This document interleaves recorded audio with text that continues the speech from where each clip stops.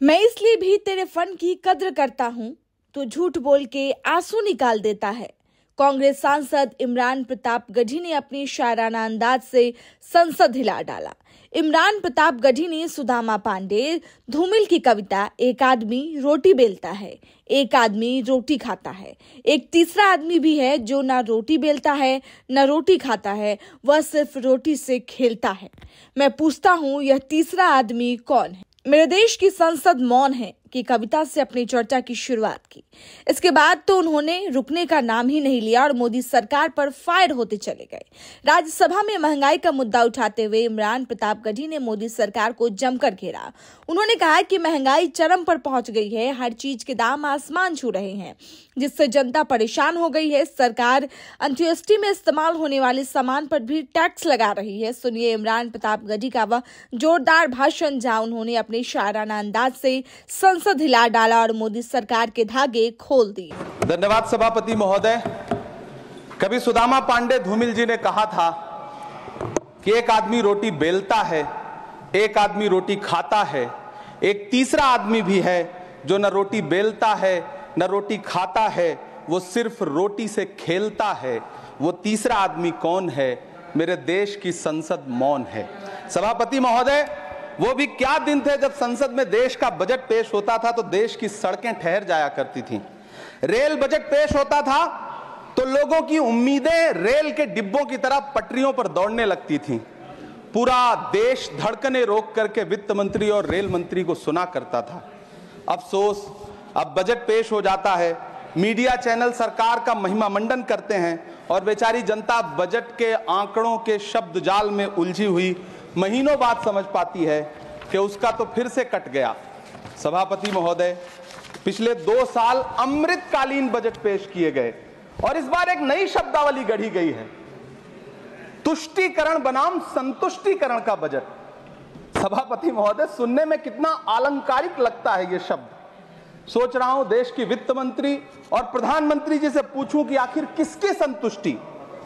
जिस बजट में मनरेगा के लिए 1 रुपए की बढ़ोतरी ना हो, वही पुराना 86,000 करोड़, जबकि पहले ही 9,754 करोड़ का घाटा हो, जिस मनरेगा से करोड़ों मजदूरों के घर में चूल्हा जलता हो, उस मनरेगा में काम करने वाले गरीब मजदूरों के लिए अगर आपके खजाने से 1 रुपया भी इजाफी नहीं निकल सका तो भला कौन संतुष्ट हुआ साहब? इस देश का गरीब मजदूर या आपके उद्योगपति दोस्त? वो जो महाराष्ट्र में लोकसभा और विधानसभा के बीच में 40 लाख मतदाता बढ़ाए गए थे, अरे उन्हीं के लिए मनरेगा का थोड़ा सा बजट बढ़ा देते। क्या उसमें मनरेगा का एक भी मजदूर नहीं था 40 लाख लोगों में? सारे के सारे 12 लाख की छूट वाले से आगे के लोग थे। सभापति महोदय, कल जब वित्त मंत्री जी देश की संसद में भाषण दे रही थी तो वहां मुंबई में कोई गरीब इंसान जब अपनी जेब टटोल करके अपनी मोटरसाइकिल में 1 लीटर पेट्रोल भरवा रहा था तो उस पेट्रोल की कीमत थी 103 रुपया प्रति लीटर। आखिर इतना महंगा पेट्रोल डीजल खरीद के कौन संतुष्ट हो रहा है? इस देश के गरीब लोग या फिर सरकार के चहेते धन्ना सेठ? सभापति महोदय, वित्त मंत्री जी इस बजट को मध्यम वर्ग को संतुष्ट करने वाला बजट बता रही हैं। अरे मैडम, हम आप यहां पर बैठे रहते हैं और वहां बाहर इसी दिल्ली में 1 लीटर दूध, चाहे वो अमूल का हो या फिर मदर डेयरी का हो, उसकी कीमत 73 रुपए लीटर है। इतना महंगा बेच करके कौन संतुष्ट हो रहा है? गरीब जनता या आपके धन्ना सेठ दोस्त? सभापति महोदय, इस सरकार का बाजार और महंगाई पर कोई नियंत्रण नहीं रह गया है। चाहे देश में लहसुन 400 रुपए किलो बिक जाए, टमाटर 100 रुपए किलो बिक जाए, प्याज का दाम सुनकर आंखों में आंसू आ जाए, लेकिन वित्त मंत्री महोदया बजट में महंगाई का मां भी नहीं बोलती हैं। बच्चों की किताब और पेंसिल तक पर टैक्स लगाने वाले सरकार से मैं पूछना चाहता हूं कि आप मध्यम वर्ग का हितैषी बताते हैं खुद को, तो शर्म नहीं आती है? खुद को धार्मिक कहने वाली सरकार भगवान श्री कृष्ण के प्रिय खाद्य पदार्थों दही और मक्खन तक पर जीएसटी लगाती है और बात करती है मध्यम वर्ग की हिमायती होने की। जिंदा रहते हुए जनता से हर चीज पर टैक्स वसूलने वाली यह सरकार कम से कम मरने पर तो लोगों को बख्श देती, लेकिन नहीं, वहां भी लूटना है। अंतिम संस्कार के सामान, अगरबत्ती, धूप बत्ती, केवड़ा जल, चंदन पाउडर, जौ, बताशा, काला तिल, पंचरत्न, कपूर और कफन तक पर टैक्स लेने वाली यह सरकार किस मुंह से खुद को मध्यम वर्ग का हितैषी बताती है? कौन सी संतुष्टि, किसकी संतुष्टि? कदम कदम पर टैक्स देकर लूटने वाली जनता की, या फिर जनता से टैक्स वसूल करके धन्ना सेठों का खजाना भरने वाली सरकार की? किसकी संतुष्टि? सभापति महोदय, 18 अगस्त 2015 आरा का, बिहार का ऐतिहासिक मैदान, सजा हुआ मंच, हजारों की भीड़ और सामने खड़े हुए देश के प्रधानमंत्री का भाषण। बिहार के भाइयों बहनों, आज मैं बिहार के लिए पैकेज की घोषणा कर रहा हूं। 50,000 करोड़ कर दूं कि ज्यादा कर दूं? अखिलेश भाई, 60,000 करोड़ कर दूं कि ज्यादा कर दूं? 70,000 करोड़ कर दूं कि ज्यादा कर दूं? 80,000 करोड़ कर दूं कि ज्यादा कर दूं? चलो, मैं बिहार को 1.25 लाख करोड़ का पैकेज दे रहा हूं। 10 साल हो गए सभापति महोदय, वही ढाक के 3 पात। बिहार आज भी विकास की बाट जोह रहा है। भाषण आज भी प्रधानमंत्री जी के यूट्यूब चैनल पर सुना जा सकता है। जो झूठ बोल के करता है मुतमईन सबको, वो झूठ बोल के खुद मुतमईन नहीं होता। सभापति महोदय, ये तो राहुल जी का असर है। कौन सा शब्द सर, कौन सा शब्द? झूठ। ठीक है सर, मिथ्या बोल करके, जो मिथ्या बोल के करता है मुतमईन सबको, वो मिथ्या बोल के खुद मुतमईन नहीं होता। ये राहुल जी का असर है।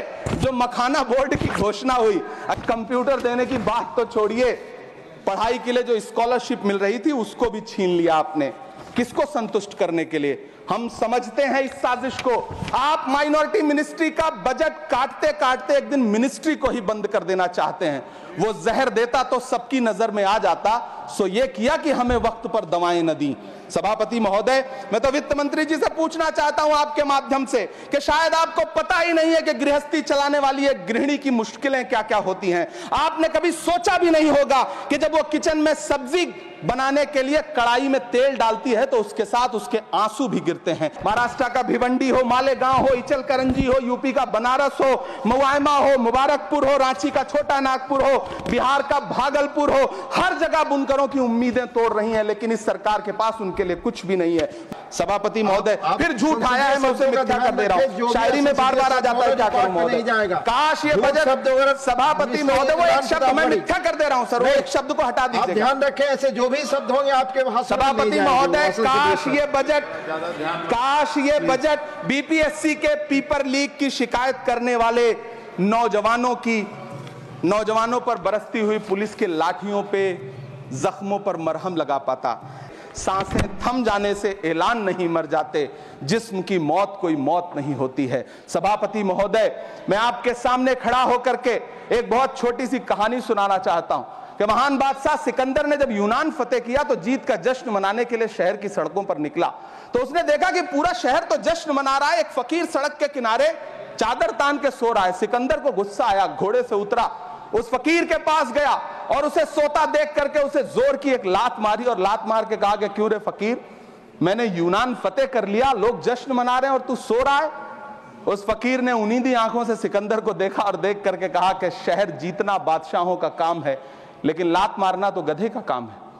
सभापति महोदय, गरीब जनता को लात मारना बंद करिए।